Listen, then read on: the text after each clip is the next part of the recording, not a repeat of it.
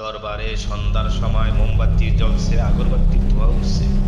এটা নিয়ে অনেক আলোচনা সমালোচনা সোশ্যাল মিডিয়ায় আজকে উন্মুক্ত। আসসালামু আলাইকুম। আমরা প্রায়ই দেখি অলিয়া উলিয়ার দরবারে ভক্তরা আগরবাতি মোমবাতি জ্বালাচ্ছে, আর এটা নিয়েই ফেসবুকে ইউটিউবে ঝগড়া। কেউ বলে জায়েজ, কেউ বলে না জায়েজ। আজ এর আসল সত্যটা একটু বোঝার চেষ্টা করি। আগরবাতির মোমবাতির প্যাকেট হাতে হাতে। প্রথমে বুঝতে হবে, কেউ কিন্তু মোমবাতি বা আগরবাতির কাছে সেজদা করে না। তার কাছে কিছু চাওয়া না, চায় কার কাছে? একমাত্র আল্লাহর কাছে। তাহলে জ্বালায় কেন? দুইটা কারণে। এক, পরিষ্কার পরিচ্ছন্নতা ও সম্মান। দরবারে প্রতিদিন হাজারো মানুষ আসে, এখানে যেন কোনো দুর্গন্ধ না থাকে, পরিবেশটা যেন সুগন্ধময় ও পবিত্র থাকে, তাই আগরবাতি জ্বালানো হয়। আমাদের নবী করিম সাল্লাল্লাহু আলাইহি ওয়াসাল্লাম নিজেও সুগন্ধি অনেক পছন্দ করতেন। দুই নম্বরে আলোর প্রতীক। অলিরা ছিলেন অন্ধকার সমাজে আলোর বাতি।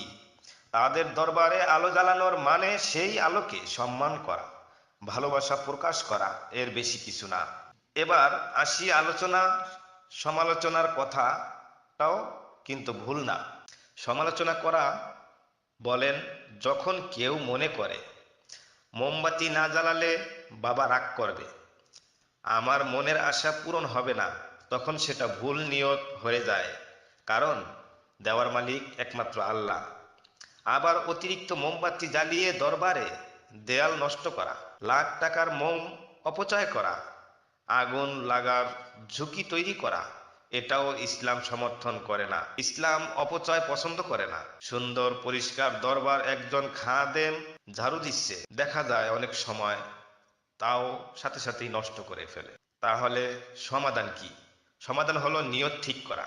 আমরা আগরবাতি জ্বালাবো পরিবেশ সুন্দর রাখার জন্য, মোমবাতি জ্বালাবো আলোর জন্য, অলির প্রতীক ভালোবাসা, অলির প্রতি ভালোবাসা থেকে কিন্তু চাইবো শুধু আল্লাহর কাছে, অলির উসিলা নিয়ে। আর যদি কেউ না জ্বালায়, তাকে কাফের বলবো না, আর কেউ জ্বালালে তাকেও মুশরিক বলবো না।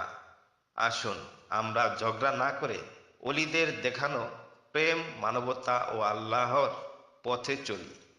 আল্লাহ আমাদের সবাইকে সঠিক বুঝ দান করুন, আমিন।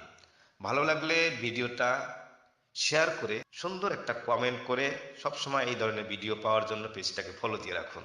ধন্যবাদ।